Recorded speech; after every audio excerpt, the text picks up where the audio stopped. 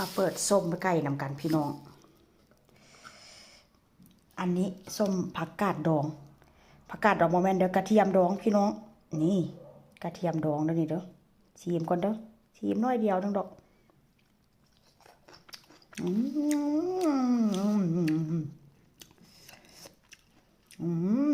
เปรี้ยวแซ่บคักขนาดเลย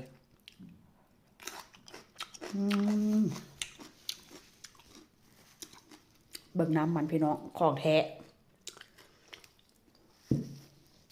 ซีมซื่อๆเดี๋ยวก่อนได้กินซีมอีกบานนึงก่อนนะผ่าตัดไว้ใหม่กับจิซีมซื่อๆดอกพี่น้อง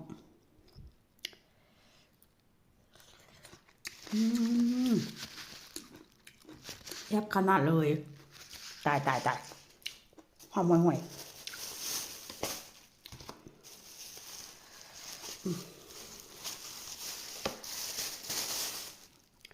อันนี้ก็เป็นส้มหมูพี่น้องเปรี้ยวแล้วเป็นส้มหมูเด้อส้มไก่ลืมไปส้มไก่เปรี้ยวขนาดเฮ็ดตั้งแต่มื้อวันเด้อวันพฤหัสศุกร์เสาร์อาทิตย์จันทร์อังคาร6 มื้อแล้วพี่น้องเปรี้ยวแล้วเพราะว่าค่อยชิมแล้วหน่อยนึง เป็นน้ำแล้วเด้อเปรี้ยวพี่น้องเลย6 มื้อช่วงนี้มันก็ช่วงฮ้อนเด้ห้ามบ่ฮ้อนหลายเด้บ่ฮ้อนจัดคือบ้านเฮาแต่ว่ามันก็เปรี้ยวแล้วว่าเส้นซะก็จะไปแช่แข็งไว้เนื้อมันก็จะเป็นประมาณนี้เด้อเนื้อมันเด้อนี่หอมพี่น้องหอมกระเทียมโอเคอยู่ผ่านเนื้อส้มไก่ ส้มไก่แหนมไก่พี่น้องนี่ผักกาดดองส้มแล้วคือกันรอลุ้นตามกินทีหลังเด้อที่บ้านได้กินได้ที่แช่แข็งไว้พี่น้องเว้ยก็คือว่าหั่นล่ะเพราะว่า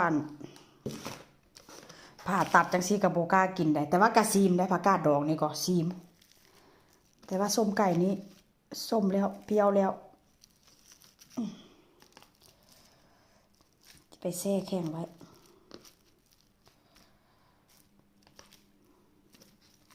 รอให้หายดีก่อนหายดีจึงกินมาซีมมันหายดีจึงกินมากินพี่น้องเลย